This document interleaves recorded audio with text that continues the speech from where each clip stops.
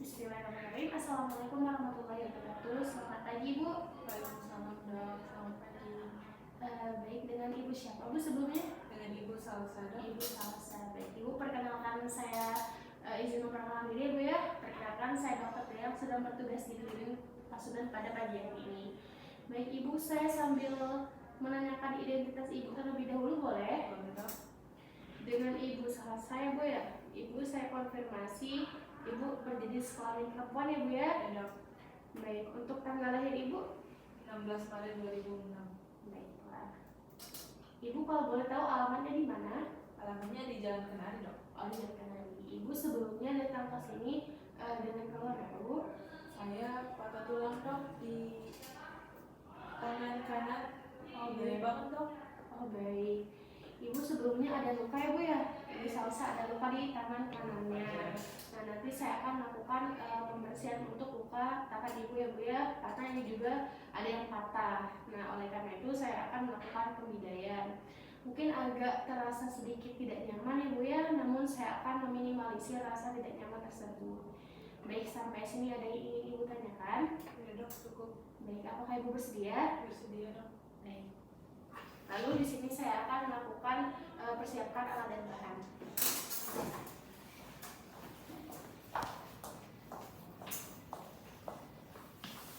Lalu untuk alat dan bahannya itu alat-alat yang steril kita perlukan ada hand gloves yang steril, ada duk bolong, ada alkohol, ada povidone iodine 2%, ada spade yang berisi siolasin 2%, ada scalpel, ada blade, ada pinset anatomis, ada pinset kirurgis, ada needle holder, ada clamp arteri, ada gunting, ada kasa steril, dan juga untuk alat perlindungan diri ada hand gloves yang non steril, ada masker, ada head cup, dan juga untuk anestesi lokal yang diperlukan ada spuit, ada iodine 2%, NaCl 0,9%, untuk irigasi ada forceps.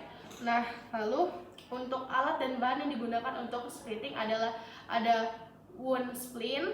Wound splintnya itu ini ada berbagai ukuran.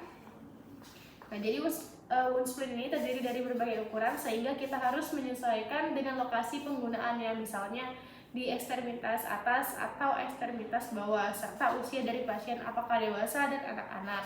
Dan juga ada perban elastis. Nah, selanjutnya di sini saya akan melakukan tindakan cuci tangan dan gunakan gown, masker, dan surgical cloth. Lalu saya akan gunakan hand gloves non steril.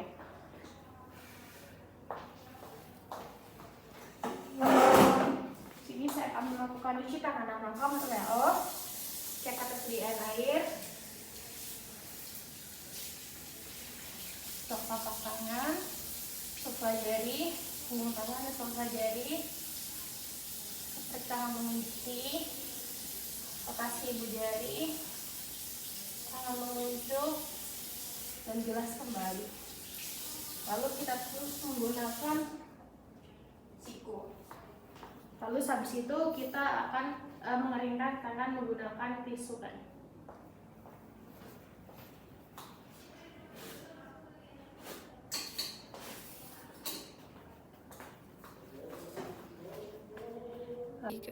Lalu selanjutnya saya akan memakai gloves yang non steril dan juga surgical cup.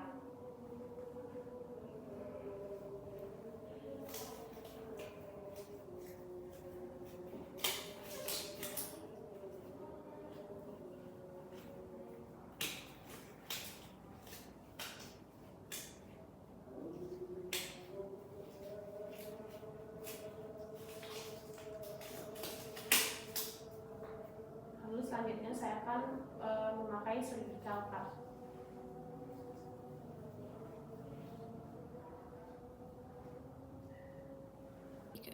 Lalu selanjutnya kita akan memberitahukan kepada pasien bahwa tindakan ini akan dimulai dan meminta pasien untuk berdoa terlebih dahulu. Baik Ibu, sebelum kita mulai, Ibu boleh berdoa terlebih dahulu, Ibu, ya. Bismillahirrahmanirrahim. Nah, lalu kita menggunakan gloves yang non steril. Nah, jika sudah, kita aplikasikan pop iodine pop iodin dengan iodin pada tepi luka hingga sekitarnya. Lalu pada tepi luka. Lalu habis itu kita akan melakukan anestesi lokal dengan silokain 2% searah dengan jarum jam.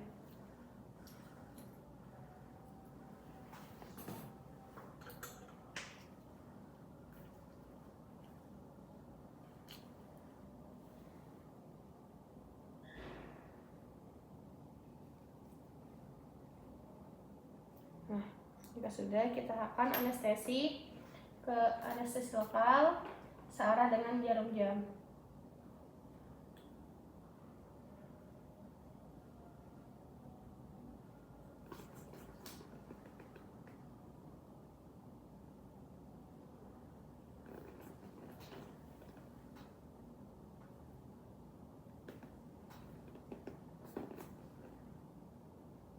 Kita akan melakukan anestesi pada seluruh lukanya.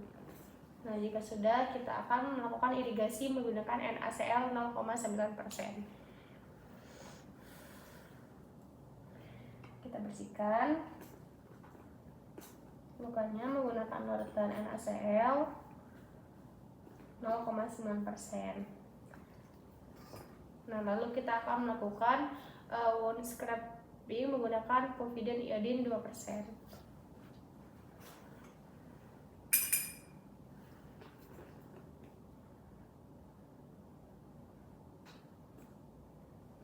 Nah, jika sudah, kita akan melepaskan hand gloves yang non steril tanpa digunakan. Lalu kita menggunakan hand gloves yang steril.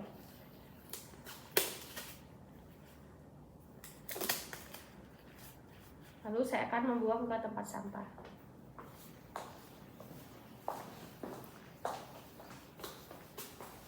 Lalu kita gunakan hand gloves yang steril.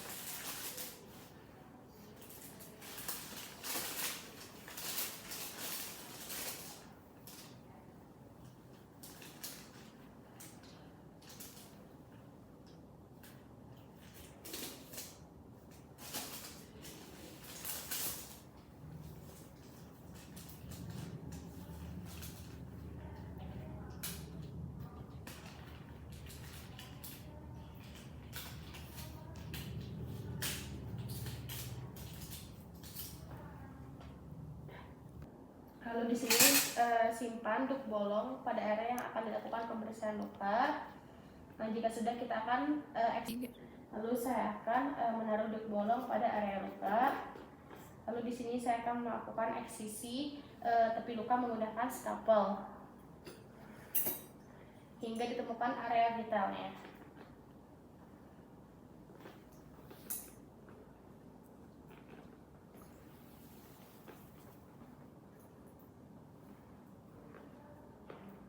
Nah, jika sudah, saya akan melakukan eksisi otot atau jaringan vital menggunakan gunting, lakukan dengan prinsip 4C, yaitu color, konsistensi, capability, dan juga contractility.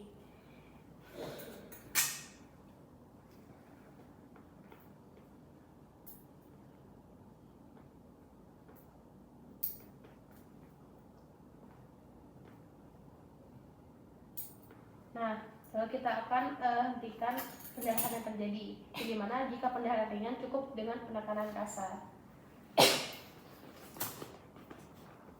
Nah, jika pendarahan sedang atau berat, kita hentikan dengan klem. Habis itu, kita aplikasikan kasa lembab menggunakan NaCl. Kemudian kita letakkan kasa kering di atasnya. Lalu kita akan melakukan balut tekan.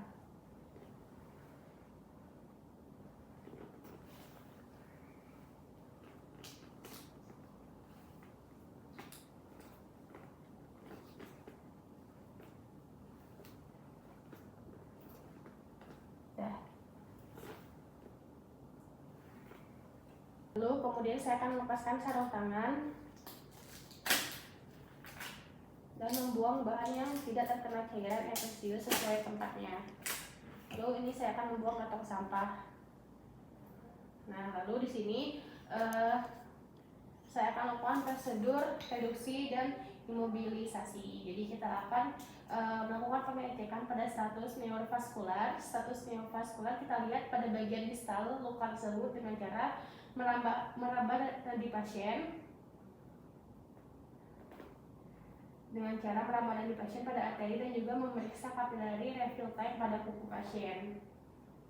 Bentar ya Bu ya. Nah, jika sudah, kita akan melakukan reduksi dengan inline traction atau traksi longitudinal manual.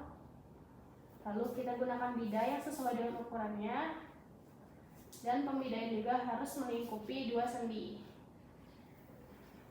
Nah, lalu kita akan melilitkan perban elastis atau elastis bands dari bagian distal menuju ke bagian proksimal. Jadi balut bidah ini tidak boleh terlalu longgar atau terlalu ketat.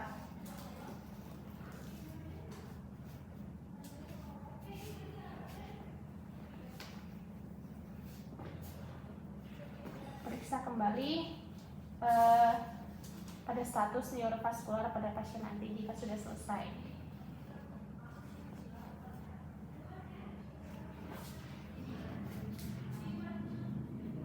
Nah, baik, alhamdulillah Bu ya sudah selesai pemeriksaan luka dan juga pembidaiannya. Sekarang Ibu boleh dahulu ya Bu ya mencuci tangan setelah tindakan. Lalu di sini saya akan mendokumentasikan tindakan yang telah dilakukan. Jadi untuk data rekam medis pasien ini mengenai prosedur yang telah dilakukan, tanggal dan waktu tindakan ini. Kepada tahun 1 ya. Jadi di sini saya akan melakukan dokumentasi tindakan yang telah dilakukan. Jadi lengkapi data rekam medis pasien mengenai prosedur yang telah dilakukan, yang dimana tanggalnya itu tanggal 8 April dan waktu tindakannya itu pada jam 3 sore. Nah, untuk prosedur yang dilakukan sudah sesuai checklist, yang dimana jadi zat ukuran bidai yang dipergunakan sudah sesuai ukuran. Untuk respon pasien terhadap prosedur juga termasuk status neurovaskular. Nah, untuk yang dokter bertanggung jawab atau melakukan tindakannya itu saya sendiri atas Dokter Deata Nazwa Purniapayadi. Lalu mungkin cukup sekian Bu ya yang dapat saya lakukan. Ibu, setelah ini Ibu boleh istirahat kembali Bu ya. Baik, saya kira Bu ya. Assalamualaikum warahmatullahi wabarakatuh.